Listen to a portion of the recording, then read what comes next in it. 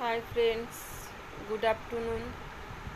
দুদিন ধরে আমি ভিডিও দিতে পারিনি। আমার মন মেজাজটা খুবই খারাপ ছিল, কারণ অক্ষয় তৃতীয়ার দিন আমার গতকাল আমার সাথে এমন একটা ঘটনা ঘটে গেল, যেটা নিয়ে আমি খুবই আপসেট ছিলাম। আমি কল্পনাও করতে পারিনি এরম আমার সাথে ঘটবে।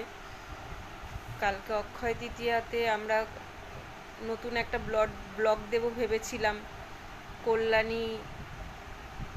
কল্যাণীতে ভূতের রাজা দিল বর রেস্টুরেন্ট ওপেনিং, মানে 19 বছর পূর্তিতে ওরা 199 টাকায় 19 রকমের আইটেম রেখেছিল। তা সেইখানে আমি ভেবেছিলাম যাব, ভিডিও করে আপনাদের সাথে শেয়ার করব। ছেলে আমি সকালবেলা বাড়ি থেকে টিফিন খাওয়া হয়ে রেডি হয়ে শাড়ি টাড়ি পরে বেরিয়েছিলাম।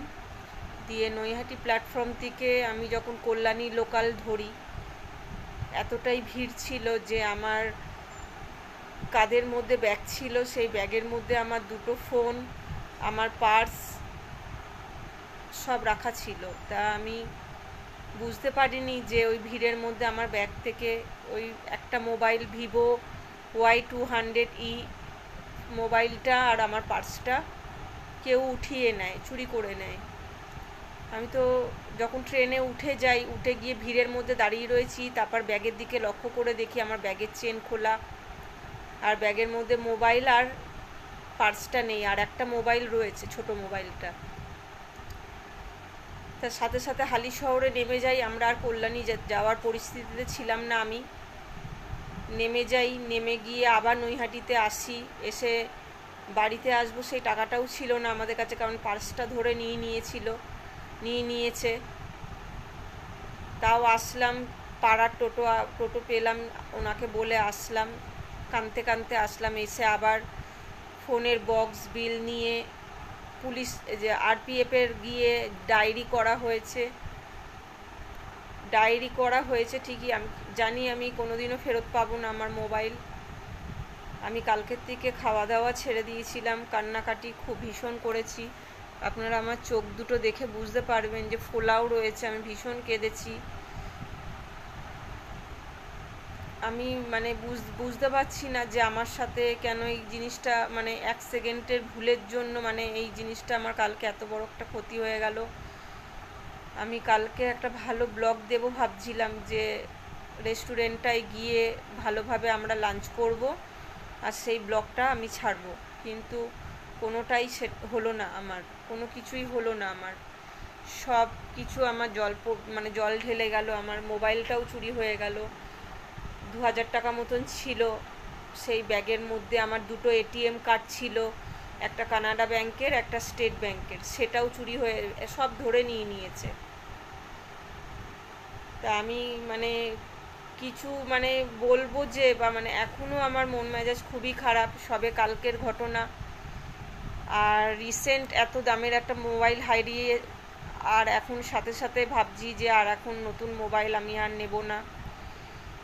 একটু অসাবধানতার কারণে আমার কালকে অত বড় একটা ক্ষতি হয়ে গেল।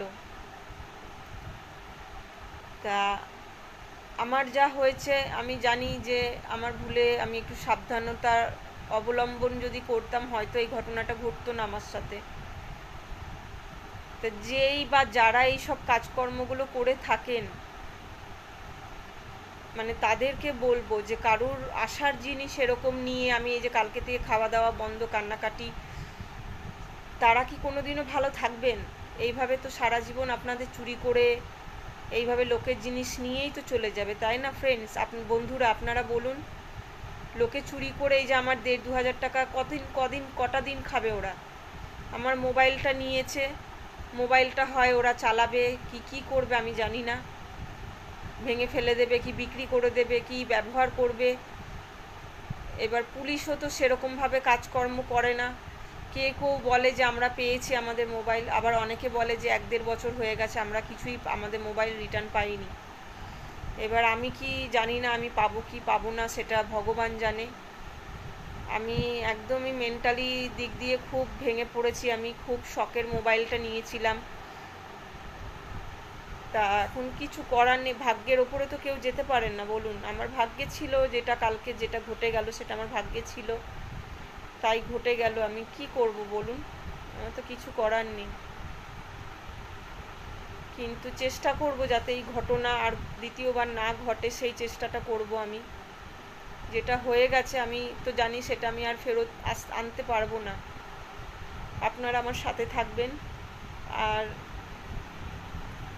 জানি না আমি কি বলবো, আমি সেই বলার মতন অবস্থাতে এখনো অবধি নেই। আমি তাও একটা শর্ট মানে একটা ভিডিও ভাবলাম যে মানে আপলোড করা হচ্ছে না দুদিন ধরে, তা একটু আপলোড করি একটা ভিডিও, ওই জন্য এই ভিডিওটা আমি আপলোড করছি।